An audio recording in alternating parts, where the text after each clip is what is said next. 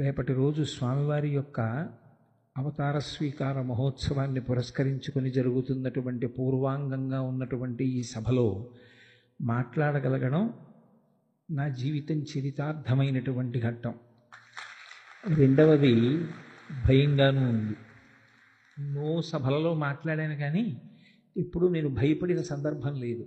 ఎందుచేత అంటే మౌనంగానే ఉండి సమస్తాన్ని తన యందు నిక్షిప్తం చేసుకుని అనుభవించగలిగినటువంటి ఒక మహాజ్ఞాని ముందు ఆ జ్ఞానస్థితికి మౌనానికి భంగం కలిగిస్తూ వాక్కుని ప్రయోగించడం అంటే దానికి చాలా సాహసం ఉండాలి. అటువంటి తెంపరితనం ఎవరికి ఉంటుంది అంటే ఏమీ తెలియని వాడికే ఉంటుంది. అందుకే ఇక్కడ ఇంత ధైర్యంగా కూర్చుని మాట్లాడగలుగుతున్నాను తప్ప నాకు నిజంగా ఏదో అర్హత ఉన్నది అని కాదు.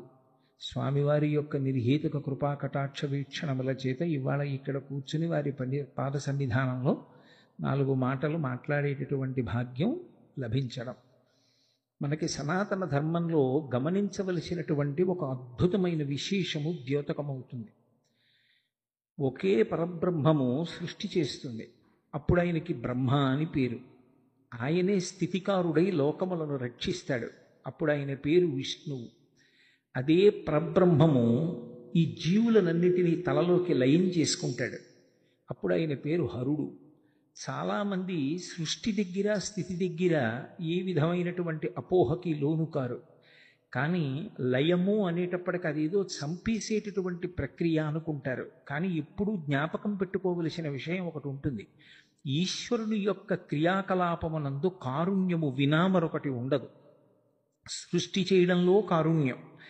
అయ్యో వీడికి ఒక శరీరం ఇచ్చాను, ఈ శరీరంతో శాస్త్రాన్ని గురువుని ఆధారం చేసుకొని భక్తితో కూడినటువంటి కర్మాచరణము చేసి భక్తితో కూడినటువంటి కర్మాచరణము చేత ప్రీతి పొందిన భగవంతుని యొక్క అనుగ్రహము చేత ఇయ్యబడినటువంటి వైరాగ్యము వలన పాత్రతను పొంది ఆ పాత్రత చిత్తశుద్ధిగా మారితే చిత్తశుద్ధి వలన జ్ఞానమును పొంది ఆ జ్ఞానము వలన ఇక మళ్ళీ పుట్టవలసిన అవసరం లేని పునరావృత్తి రహిత శాశ్వత శివ సాయుధ్య స్థితిని పొందమని శరీరం ఇచ్చాడు.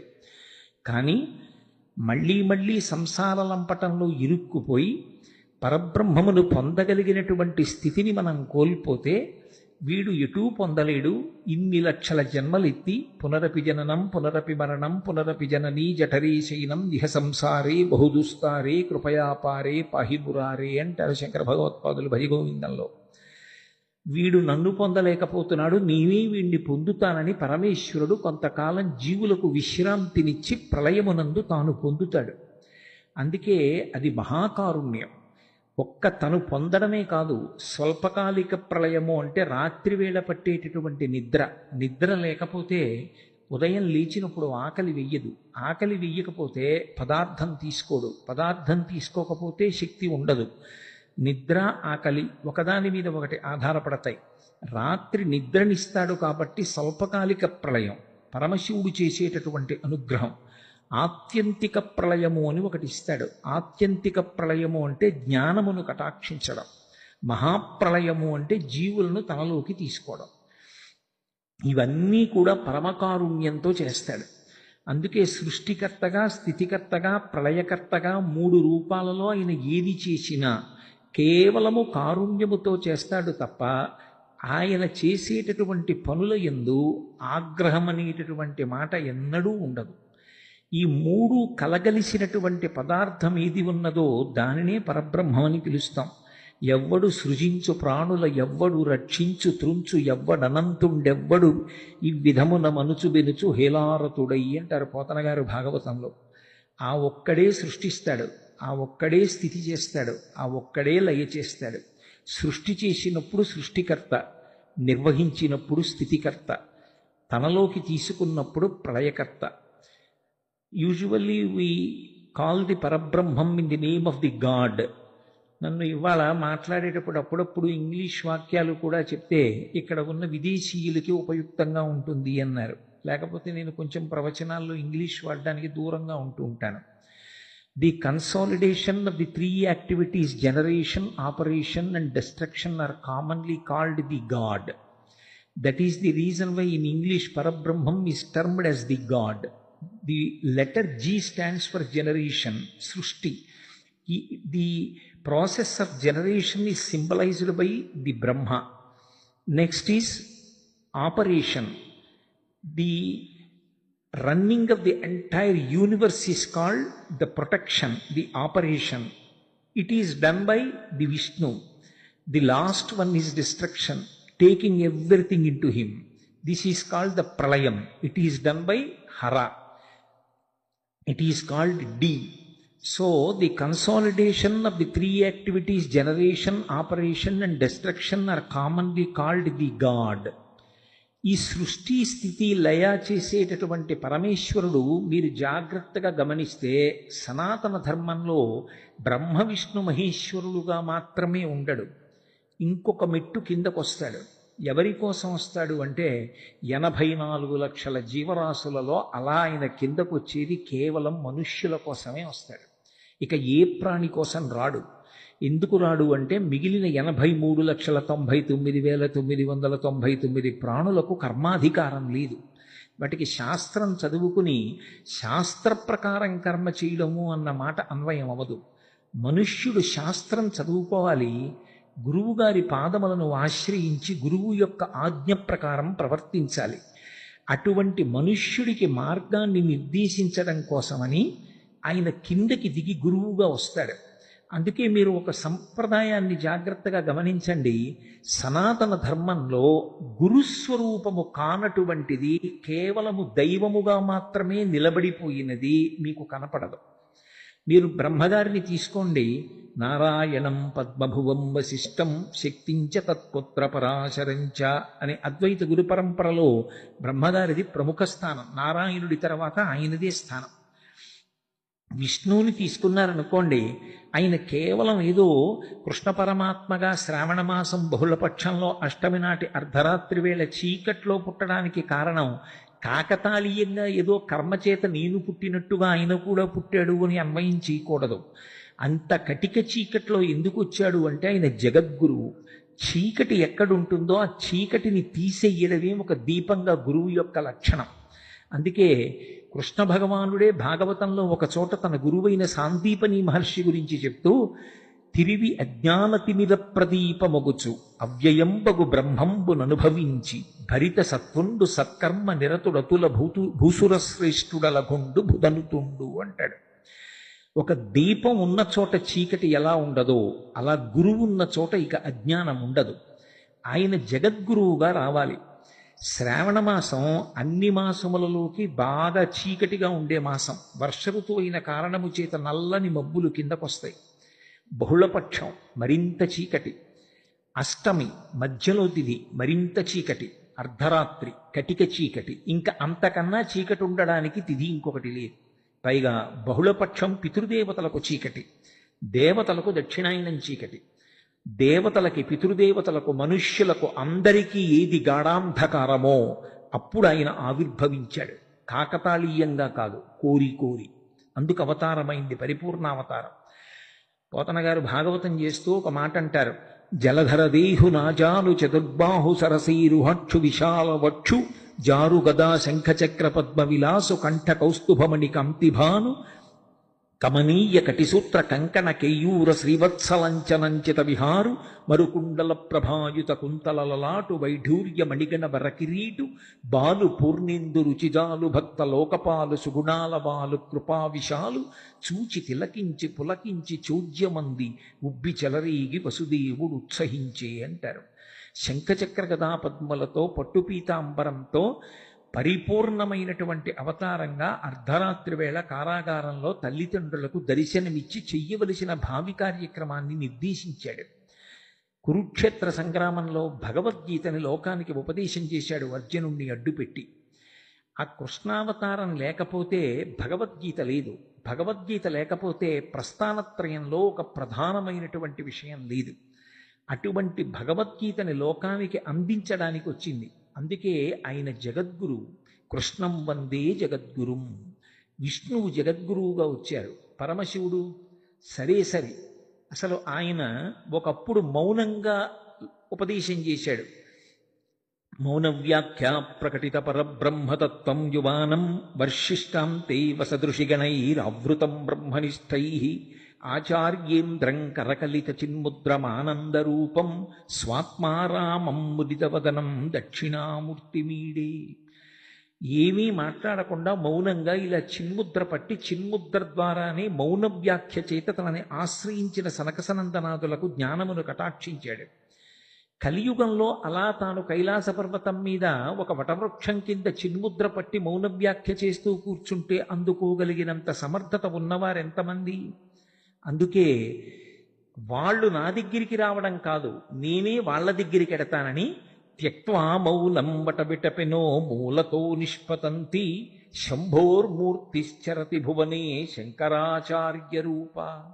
ఆ పరమశివుడే శంకర భగవత్పాదులుగా వచ్చి సన్యాసాశ్రమంలో ఉంటే తప్ప ఒక చోట ఉండవలసిన అవసరం లేకుండా అంతటా తిరగడం కుదరదని సన్యాసం స్వీకరించి యావత్ భారతదేశం కూడా పర్యటించి అవైదికమైన 72 వాదనలను ఖండించి భారతదేశంలో వేదానికి పట్టాభిషేకం చేసి వేదాంతర్గతమైనటువంటి అద్వైత సిద్ధాంతాన్ని ప్రచారం చేశారు. ఆ శంకర భగవత్పాదుల నుండి అనేకమైనటువంటి గురు పరంపరలు వచ్చాయి. అలా పరమశివుడు గురువుగా వచ్చాడు. అమ్మవారు ఇన్ని చోట్ల ఆమె గురుస్వరూపంగా వచ్చిందో అందుకే గురుమండల రూపిణి అని పేరు. కామాక్షి పరదేవత గురించి శంకర భగవత్పాదులు సౌందర్యలహరి చేస్తూ ఒక మాట అంటారు. అమ్మ శృతి నాం మూర్ధానో దదతి తవయౌ శేఖరతయా అంటారు. కామాక్షి పరదేవత అనుగ్రహించేటప్పుట ధ్యానంలో ఉన్నవాడి మీద తన పాదములు ఉంచుతుంది తల మీద. ఆమె పాద స్పర్శ తగిలితే సహస్రారము నుండి అమృతధారలు పడతాయి. మీనాక్షి తన చూపుల చేత అనుగ్రహిస్తుంది. విశాలాక్షి స్పర్శ చేత అనుగ్రహిస్తుంది. స్పర్శ దీక్ష, నయన దీక్ష, కుక్కుట దీక్ష అని 3 రకములైనటువంటి గురువులిచ్చేటటువంటి దీక్షలకి సంకేతంగా అమ్మవారు గురుమండల రూపిణి అయి నిలబడింది. ఆమె ఒకప్పుడు జ్ఞానప్రసూనాంబగా శ్రీకాళహస్తిలో దేవేంద్రాది దేవతలందరికీ జ్ఞానమును కటాక్షించింది. అమ్మవారు గురుమండల రూపిణి. ఆమె సరస్వతీ స్వరూపం. ఆమెయే వాగ్దేవి. శరజ్యోత్స్నా శుద్ధాం శశియుత జటాజూటమకుటాం వరత్రాసత్రాణ స్ఫటిక ఘటికా పుస్తకరాం సకృన్నత్వా నత్వా కథమివ సతాం సన్నిదదతే మధుక్షీరద్రాక్ష మధురి మధురీణా పణితయ అంటారు సౌందర్యలహరిలో. సకృన్నత్వానత్వా ఎంత పూజ చేస్తే జ్ఞానం ఇస్తుంది అంటే మనసు మంచిదైన వాడు ఒక్కసారి నమస్కారం చేస్తే చాలా ఆవిడ అనుగ్రహించేస్తుంది. అందుకే మూకశంకరులు కూడా విమలపటి కమలకుటి పుస్తక రుద్రాక్షసస్త హస్తపుటి కామాక్షి పక్ష్మలాక్షి కలిత విపంచి విభాసి వైరించి అంటారు. ఇన్ని రకాలుగా ఆ దేవతా స్వరూపాలన్నీ కూడా గురుస్వరూపాలుగా నిలబడ్డాయి. ఇందులో అద్వైత గురు పరంపరలో పట్టాభిషేకం చేసి మాట్లాడబడేటటువంటి ఒక అద్భుతమైనటువంటి గురుస్వరూపం దత్తాత్రేయుల వారి యొక్క స్వరూపం. మీరు ఇందులో ఒక విషయాన్ని గమనించాలి. పరమేశ్వరుడిగా ఆయన నిలబడినప్పుడు ఆర్తో జిజ్ఞాసురర్థార్థై జ్ఞానీచ భరతర్షభ 4 ఇస్తాడు. కానీ సాధారణంగా కోరికలు కోరిన వాళ్ళందరినీ కూడా అనుగ్రహిస్తూ ఉంటాడు. కానీ గురువుగా దిగొచ్చాడనుకోండి, జ్ఞానం కోసం నా దగ్గరికి ఎవరైనా వస్తారా అని ఆర్తితో ఎదురు చూస్తాట. ఆ జ్ఞాన కటాక్షం చెయ్యడం అంటే గురువుకి ఎంత ఆనందము. జ్ఞానమే ఇవ్వగలిగినటువంటి గురువు ఏది ఇవ్వలేరిక? అన్నిటికన్నా పై స్థాయి జ్ఞానాన్ని కటాక్షించడం. ఇక జ్ఞానమునే ఇవ్వగలిగినటువంటి గురువు లౌకికమైనటువంటి కోరికలు తీర్చలేకపోవడం ఏమిటి? తన సంకల్ప మాత్రం చేత గురువులు ఇస్తారు. మీరు సనాతన ధర్మాన్ని పరిశీలనం చేస్తే సనాతన ధర్మ వైభవమంతా గురువుల యొక్క వైభవమే. శివాజీ మహారాజు యొక్క గొప్పతనం సమర్థరామదాసు గారితో ముడిపడింది. మీరు ఎవరిని తీసుకోండి, గురువు గారి పాదముల చెంత అత్యంత వినయంతో నిలబడిన వాడెవరో అదొక్కటే పాత్రత. గురువు గారి దగ్గరికి వెళ్ళినప్పుడు నేను ఇంతవాణ్ణి కాను, నేనెంతవాణ్ణి అన్నమాట గుర్తుపెట్టుకోవాలి. వారి ముందు నేనెంతవాణ్ణి? నా జీవితానికి వారి ముందు నిలబడడం, వారి నీడలో కూర్చోవడం, వారి పాదములను దర్శించడం, వారికి శుశ్రూష చేయడం నా జన్మకి చాలు. ఈ భావన ఎవరు పొందుతారో దానినే పాత్రతగా స్వీకరిస్తారు. అందుకే శంకరులు షట్పదీ స్తోత్రం చేస్తే మొదట అడిగింది అవినయమపనయ విష్ణోహో అన్నారు. నాకు అవినయాన్ని తీసేయి, వినయాన్ని కటాక్షించు స్వామి అన్నారు. ఆ విద్యా దదాతి వినయం, అసలు విద్యకి మారుపేరు వినయం. ఆ వినయము ఉండాలి శిష్యుడి దగ్గర. రామచంద్రమూర్తి యొక్క గొప్పతనం అంతా ఎక్కడిది? విశ్వామిత్రుడిది, వశిష్ఠుడిది. సర్వే వేద విదశూరా సర్వే లోకహితేరతా సర్వే జ్ఞానోపసంపన్నా సర్వే సముదితా గుణై అన్నారు మహర్షి రామాయణ రచన చేస్తూ. ఆయన అన్ని విషయాలు తెలుసుకుని ఆ తెలుసుకున్న విషయములు లోకములకు పనికొచ్చేటట్టుగా ప్రవర్తించారు అంటే వశిష్ఠుడు విశ్వామిత్రుడు ఆయనకి అలా విద్యాబోధ చేశారు. అందుకే లోకంలో ఎప్పుడూ జ్ఞాపకం పెట్టుకోవలసిన విషయం ఒకటి ఉంది. గురువు గారి నోటి వెంట ఏ మాట వస్తుందో అది ఆజ్ఞ, అది సలహా కాదు, అది కేవలముగా ఒక మాట కాదు. గురువు గారి నోటి వెంట వచ్చినటువంటిది ఏది ఉంటుందో దాన్ని ఆజ్ఞగా స్వీకరించగలిగిన వాడెవరో వాడు తరిస్తాడు. ఎవరు చెప్పనివ్వండి సలహా కావచ్చు, కానీ గురువు నోటి వెంట వచ్చింది మాత్రం ఆజ్ఞ. అందుకే రాముడు విశ్వామిత్రుడి దగ్గరికి వెడితే ఇలా చేతులు కట్టుకు నిలబడతాడు. సుబాహు తాటక మొదలైన వాళ్ళని సంహరించి కూడా చేతులు కట్టుకు నిలబడి ఒక మాట అంటాడు, ఆజ్ఞాపై యదీచ్ఛం వైశాసనం కరవామకిం అంటాడు. ఓ మహానుభావ, హే బ్రహ్మన్ అంటాడు. గురువుగారని కూడా అండవు, బ్రహ్మన్ అంటాడు. బ్రహ్మము నిరిగినవాడా, బ్రహ్మవిత్ బ్రహ్మైవ భవతి, బ్రహ్మము నిరిగి నువ్వు బ్రహ్మమయ్యావు. నా కంటి ముందు పరబ్రహ్మము రాశీభూతమై కూర్చునుందలా. ఓ గురువా, మీరు మమ్మల్ని ఆజ్ఞాపించండి. శాసనం కరవామకిం, ఆ ఆజ్ఞాపించేటప్పుడు ఇది వీడికి చెప్పచ్చా అని ఆలోచించకండి. ఒరే ఆ పాదుకలు నావి తీసి అక్కడ పెట్టు అనండి. నేను ఇలా ముట్టుకోను, నా కుడి చేత్తో పట్టుకుని పైకెత్తి తల మీద పెట్టి పట్టుకెడతాను. మీరు ఆజ్ఞాపించినది నాకు శాసనం. ఆజ్ఞాపయ యథేచ్ఛం వై. దశరథ మహారాజు కొడుకు మారీచుణ్ణి పడగొట్టాడు, ఎక్కడికో తరిమి కొట్టాడు మానవాస్త్రంతో, సుబాహుని చంపాడు, తాటకని చంపాడు. అలా ఆలోచించద్దు. నేను ఏది చేసినా మీ అనుగ్రహం వల్లే. ఇది ఒక శిష్యుడికి ఉండవలసినటువంటి లక్షణం. మిగిలినటువంటి గురువుల యొక్క విశేషములు ఎంత గొప్పగా చెప్పబడతాయో దానికి అత్యద్భుతమైన రీతిలో భిన్నంగా ఉండేటటువంటి గురుస్వరూపం దత్తాత్రేయుల వారి యొక్క స్వరూపం. దత్తాత్రేయ స్వామి వారి యొక్క వైభవం వర్ణించడం ఎవరికీ సాధ్యం కాదు. అందుకే యదుమహారాజు గారు దత్తాత్రేయుల వారిని ప్రార్థన చేసినప్పుడు అవధూత రూపంలో ఉంటే ఒకటంటాడు, పరస్పర భిన్నములైన విషయములు ఎక్కడుంటాయో అక్కడ ఆయన యందు గోచరిస్తాయి. అనేక మంది స్త్రీల మధ్యలో ఉన్నట్లు కనపడతాడు ఒకప్పుడు పరమ వైరాగ్యమూర్తి. మధుపానం చేస్తున్నట్లు కనపడతాడు ఒక్కొక్కసారి. కానీ అది ఆయనని ఏం చేయదు. ఎందుచేతనంటే మీరు ఒకటి గమనించాలి. ఒక సామాన్యుడు మధుపాత్ర పుచ్చుకున్నాడు అనుకోండి, లోపలికి తూలిపోతాడు.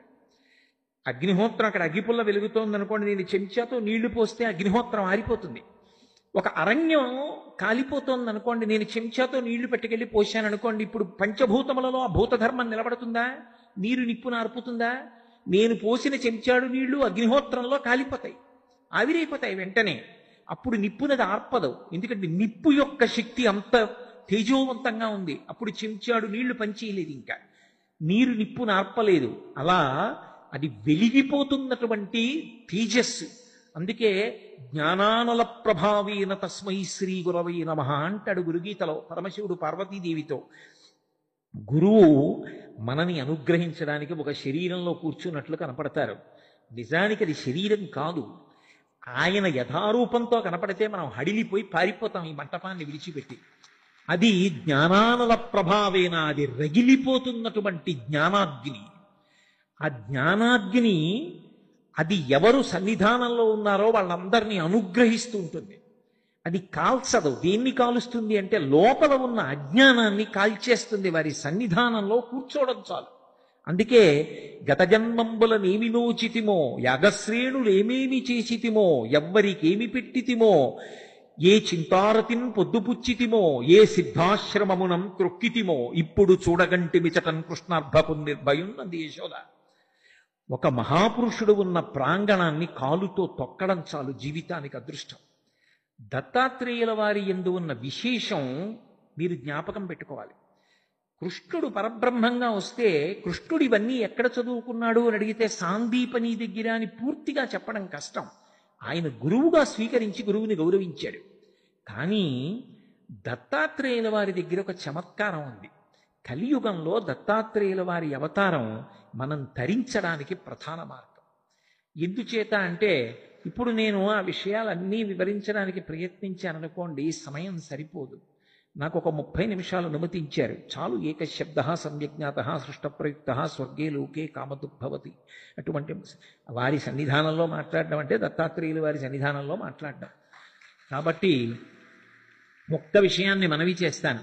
దత్తాత్రేయుల వారికి ఒకరు కాదు గురువు. అవధూతగా ఉన్నప్పుడు, అవధూతగా ప్రవర్తిస్తున్నప్పుడు ఒక్కొక్కసారి ఒక్కొక్కలా కనపడతారైనా. ఒకప్పుడు అవధూతగా కనపడ్డారు. అవధూత సంప్రదాయం అనేది ఒక సంప్రదాయం.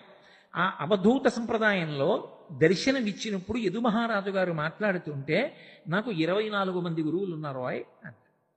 24 మంది గురువులా అన్నారు. ఎందుకనంటే గురు తత్వంలో ఒక లక్షణం ఉంది. ఆడది ఎలా ఉంటుందో శిష్యుడు అలాగే ఉండాలి అని శాస్త్రవాక్కు. నా భార్య ఉంటుంది ఇంట్లో. నా భార్య ఇంట్లో ఉన్నప్పుడు బంధువులు రానివ్వండి, బిడ్డలకి పెట్టినట్టు పెడుతుంది. నా స్నేహితులు రానివ్వండి, బిడ్డలకి పెట్టినట్టు పెడుతుంది. నా శిష్యులు రానివ్వండి, బిడ్డలకి పెట్టినట్టు పెడుతుంది. తన కడుపున పుట్టిన పిల్లలే రానివ్వండి, బిడ్డలకి పెట్టినట్టు పెడుతుంది. ఏది పెడుతున్నా మాత్రం ఒకటి గుర్తుపెట్టుకుంటుంది, ఇలానే ప్రవర్తించడం నా భర్త గౌరవం నిలబడడానికి. భర్త గౌరవాన్ని మాత్రం ఎన్నడూ దృష్టిలో పెట్టుకుంటుంది. దృష్టిలో పెట్టుకుని చేసే ప్రతి పని ఆయన యొక్క ఔన్నత్యానికి. అలా దత్తాత్రేయుల వారు లౌకికమైనటువంటి విషయాల్ని గురువులుగా తీసుకున్నారు.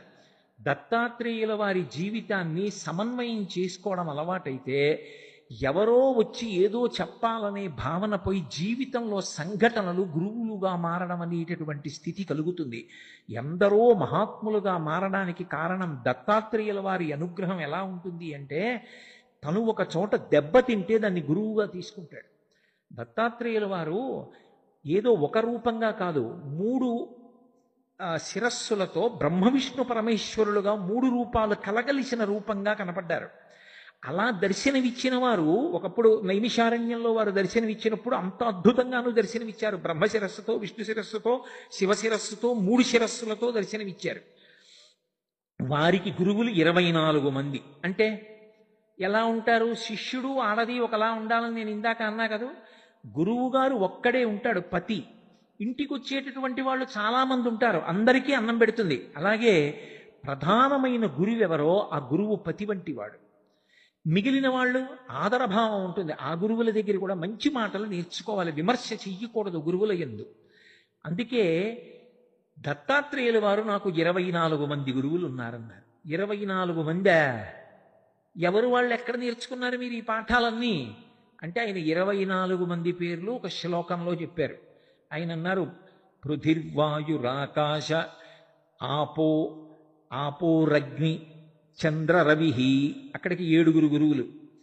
ఒకటి పృథివి అంటే ఈ భూమి, గాలి, ఆ తర్వాత ఆకాశం, నిప్పు, నీరు, సూర్యుడు, చంద్రుడు, కపోతము అంటే ఒక పావురము, అలాగే అజగరము అంటే ఒక కొండ చిలవ. కపోతాజగర అజగరము, ఆ తర్వాత సింధు సముద్రం, ఆ తర్వాత మధుకృత్ తేనెను తయారు చేసేటటువంటి తేనెటీగ, అన్ని చోట్ల నుంచి తెచ్చి తేనె పట్టులో పెట్టేటటువంటి ఒక తేనెటీగ. పతంగ ఒక దీపపు పురుగు. దీపపు పురుగుని దత్తాత్రేయుల వారు గురువుగా స్వీకరించారు. అది ఆశ్చర్యం. పతంగం, తర్వాత మధుకృత్ గజ, ఏనుగు నాకు గురువు. అలాగే మధుహ హరిణో మీన, తేనె పట్టుని పడగొట్టి తేనె తీసుకెళ్ళిపోయేటటువంటి వాడు. అలాగే హరిణో లేడి, అలాగే మీనః చాప, పింగళ ఒక వేశ్య, పింగళ అనబడేటటువంటి పేరు కలిగినటువంటి వేశ్య. అలాగే ఒక పక్షి, ఒక లకుముకు పిట్ట అంటారు, ఆ పక్షి కుర్రము, ఆ పిట్ట అర్భకుడు, చిన్నవాడైనటువంటి చిన్న బాలుడు, ఆ బాలుడు నాకు గురువు. ఇక చిట్ట చివరి పాదంలో కుమారి, పెళ్లి కానటువంటి ఒక కన్య, శరకృత్ బాణములు తయారు చేసేటటువంటి వాడు, సర్పహ పాము, అలాగే ఊర్ణనాభి సాలెపురుగు, సుపేనకృత్ సుపేశకృత్ చిట్ట చివర నాకు భ్రమర కీటకములు. ఈ 24 మంది నాకు గురువులు. ఇప్పుడు నేను 24 మంది గురించి చెప్పను, కానీ ఒక్క విషయాన్ని కొద్దిగా మనవి చేసే ప్రయత్నం చేస్తాను. అందులో పరమ గంభీరమైనటువంటి ప్రతిపాదన ఉంది. మీరు ఈ గురువుల్ని జాగ్రత్తగా పరిశీలనం చేస్తే ఇవి అన్ని ఆశ్రమాలలో పనికొచ్చేటటువంటి వాళ్ళకి చెప్పారు. బ్రహ్మచారికి, గృహస్థుకి, వానప్రస్థుకి, సన్యాసికి, ఏ ఆశ్రమాన్ని విడిచిపెట్టకుండా అన్ని ఆశ్రమములలో ఉన్న వాళ్ళకి గురుత్వానికి పనికొచ్చేటట్టుగా ప్రకృతిలోంచి స్వీకరించారు. నేను గృహస్థు గురించి మాట్లాడతాను, మనందరం ఇక్కడ ఎక్కువ మంది ఉన్నాం కాబట్టి. కపోతం గురించి చెప్పారు. ఒక పావురం ఒకటి ఉన్నది, అది చెట్టు మీద కాపరం ఉంటుంది. దానికి ఓ భార్య ఆడపావురం. ఆ ఆడపావురం గుడ్లు పెట్టింది, గుడ్లు పెట్టి పొదిగింది. పొదిగినప్పుడు పిల్లలయ్యాయి. ఈ మాటలని దత్తాత్రేయుల వారు చెప్పిన మాటల్ని మీరు మామూలుగా తీసుకోకూడదు, ఇందులో చాలా పెద్ద గాంభీర్యం ఉంటుంది. పక్షి గుడ్డు పెట్టిందండి, పక్షికి ఏ జ్ఞానం ఉంది?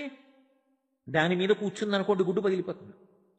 కానీ అది ఏం చేస్తుందంటే ముందుకు వెళ్ళి వెనక్కి నడుస్తుంది, కాళ్ళతోటి నడిచి పొట్ట కిందకి గుడ్డు వచ్చింది అని చూసుకుంటుంది. రెక్కవైపు నుంచి మెల్లిగా దింపుతుంది పొట్టని. ఇప్పుడు ఆ పొట్ట గుడ్డుకి తగులుతుంది. తగిలినప్పుడు గుడ్డు పెంకు పక్షి పొట్ట తగులుతాయి. ఆ పైన ఉన్న పెంకు వేడెక్కుతుంది, లోపల ఉన్నటువంటి పిండం పొదగబడి పిల్లగా మారుతూ ఉంటుంది. అప్పుడు పక్షి కళ్ళు అద్భుతంగా ఇలా అరమోట్పుగా మూస్తుంది. ఇదే రామకృష్ణ పరమహంస అంటారు. పొదుగుతున్న పిట్ట గీయగలవేమో, పిట్ట మనసులోని ఆనందంతో కూడిన కన్నులు గీయలేవంటారు. పక్షికి ఎలా తెలిసింది అది తన గుడ్డని, గుడ్డులో తనకు పిల్లుందని, ఆ పిల్ల పొదగబడుతోందని, తన పొట్టవీడి పెంకుకు తగులుతోందని, పెంకువీడి పిండానికి ఎడుతోందని, పిండం పిల్లవుతుందని, ఆ పై పెంకు పగలగొట్టుకుని పైకొస్తుందని, తన మాతృత్వం సిద్ధిస్తోందని దానికి తెలుసా? తెలుసు. అది పొదిగింది. ఇక్కడ అనుబంధం, సంసారం అక్కడ మొదలవుతోంది. నా బిడ్డలు పొదిగింది. ఎవరు? మనిషిగాడు, ఒక పిట్ట. పిల్లలయ్యాయి. ఇప్పుడు మగపక్షి నా వలన గుడ్లు పెట్టింది, అవి నా పిల్లలు కూడా. ఇది మీరు గృహస్థాశ్రమానికి అన్వయం చేసుకోవాలి. అంతే కదా, గృహస్థాశ్రమంలో నా భార్య కన్నా సంతానాన్ని చూసి నా బిడ్డలు అని నేను పొంగిపోనా? నేను తండ్రిని అని. అక్కడ వరకు దోషం ఉందా అంటే లేదు. ఇది శాస్త్రంలో చమత్కారం. పితృరుణం అని ఒకటి ఉంటుంది, సంతానాన్ని కనాలి. అతి సంగం కూడదు. అందుకే మీరు జాగ్రత్తగా గమనిస్తే శాస్త్రంలో ఎక్కడా కూడా బాధ్యత అన్న మాట వాడదు. ఇది మా బాధ్యతలండి అని అనరు, కర్తవ్యం ఈ మాటే వాడతారు. అందుకే మీరు గురువులు మాట్లాడినా ఋషులు మాట్లాడినా చూడండి, కర్తవ్యం. ఉత్తిష్ట నరశార్దూల కర్తవ్యం దైవమాన్నికం అంటాడు. కర్తవ్యం అంటే చెయ్యవలసిన పని చెప్తారు. చేయలేదనుకోండి ఇంకో మాట చెప్తారు, ఇంకా చేయలేదనుకోండి ఇంకా చెప్తారు. అంతేకాని వాడు చెప్పలేదని వీళ్ళు విసుక్కోరు. నీ చెప్పవలసింది చెప్తున్నానా లేదా, అంతవరకు. కర్తవ్యం అన్న మాటకు అర్థం ఏమిటంటే నేను చెప్పులు ఎప్పుడు విప్పేయాలో అప్పుడు విప్పేయాలి.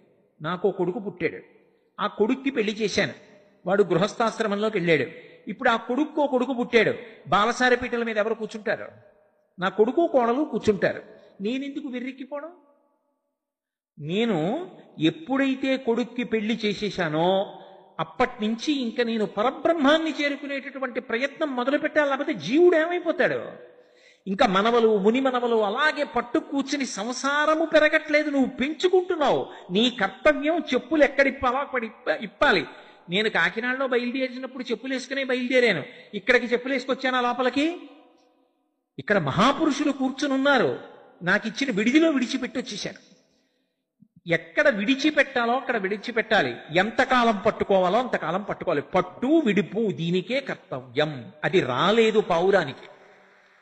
నా పిల్లలు వెళ్ళింది, ఏదో పదార్థం తెచ్చింది, నోట్లో పెట్టింది, అవి కులకలకలకలు ఆడుతున్నాయి, అది సంతోషపడిపోతోంది, మగపిట్ట సంతోషపడిపోతోంది.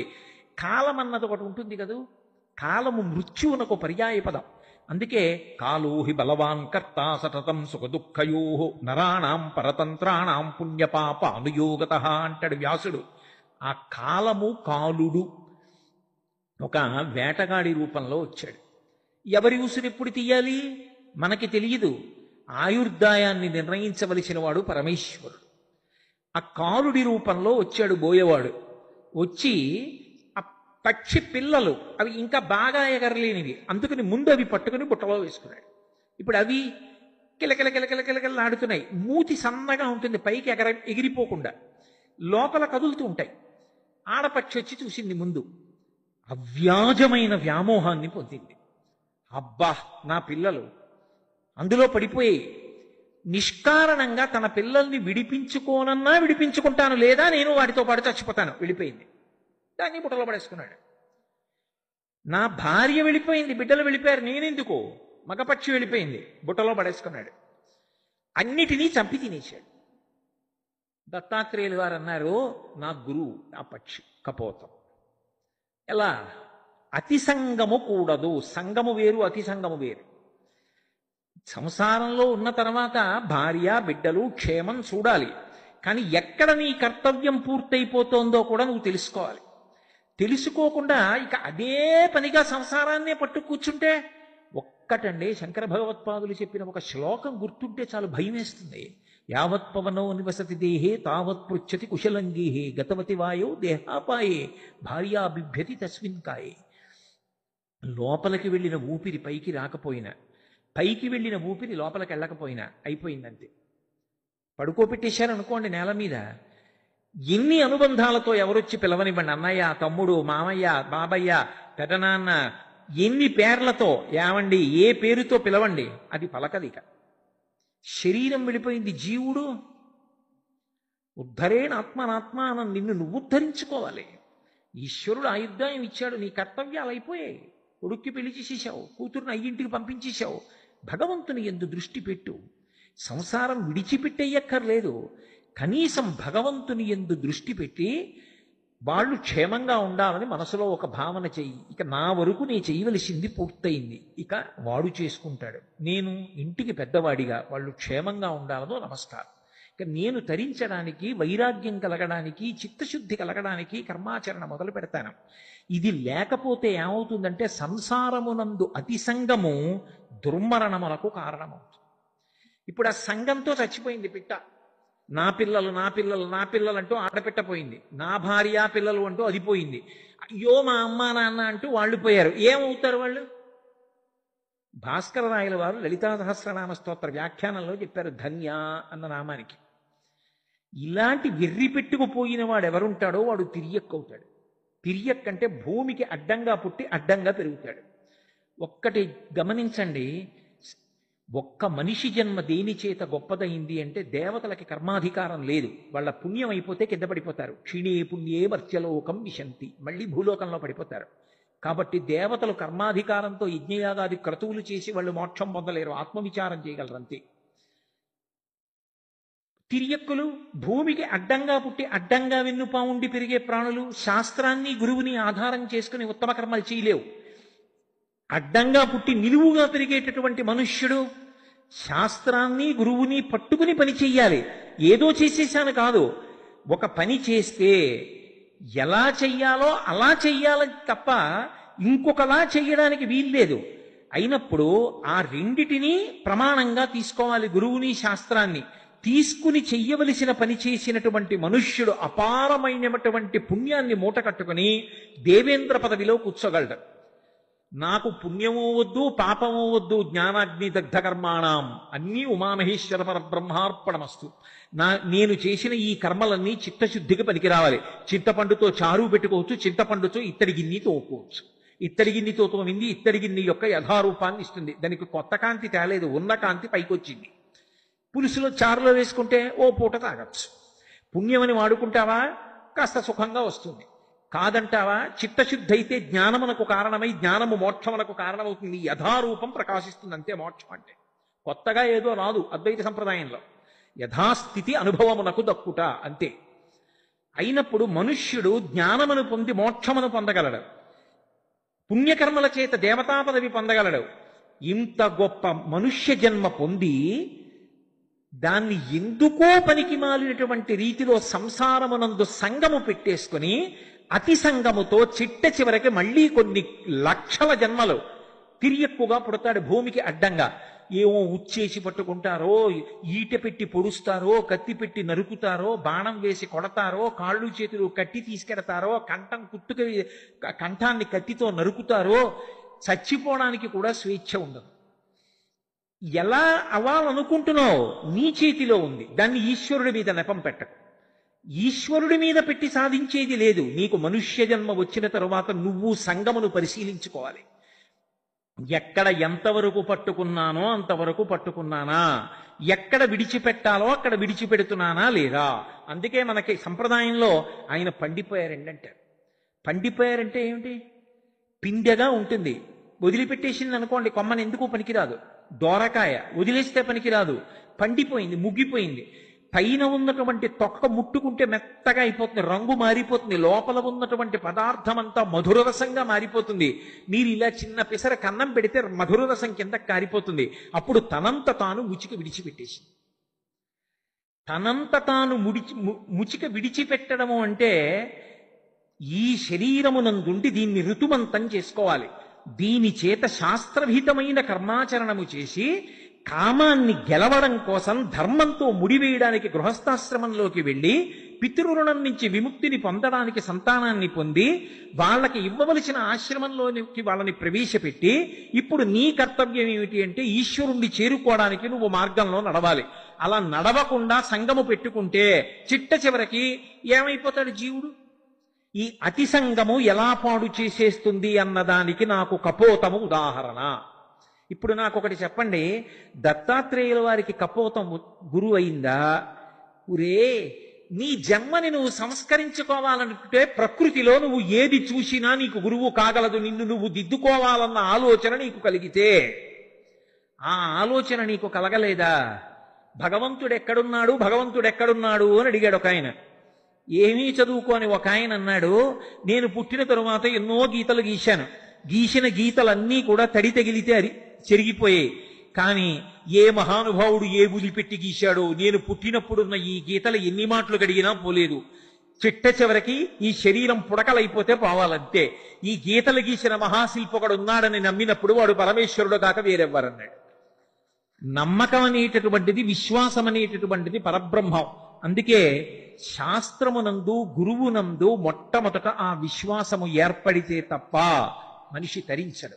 అందుకే పుట్టినరోజు ఎవరెవరిది జరపాలి అంటే తన పుట్టినరోజు తాను చేసుకోవాలి. పెళ్లి రోజు అవి చేసుకోమని లేదు, పుట్టినరోజు చేసుకోవాలి. అలాగే దేవతల యొక్క పుట్టినరోజు చెయ్యాలి. మొన్న హనుమత్ జయంతి వచ్చింది, చేశాం. అలాగే కృష్ణాష్టమి వస్తుంది, చేస్తాం. మహాశివరాత్రి వస్తుంది, చేస్తాం. మూడవది గురువు గారి పుట్టినరోజుకి శిష్యులందరూ ఆ ప్రాంగణ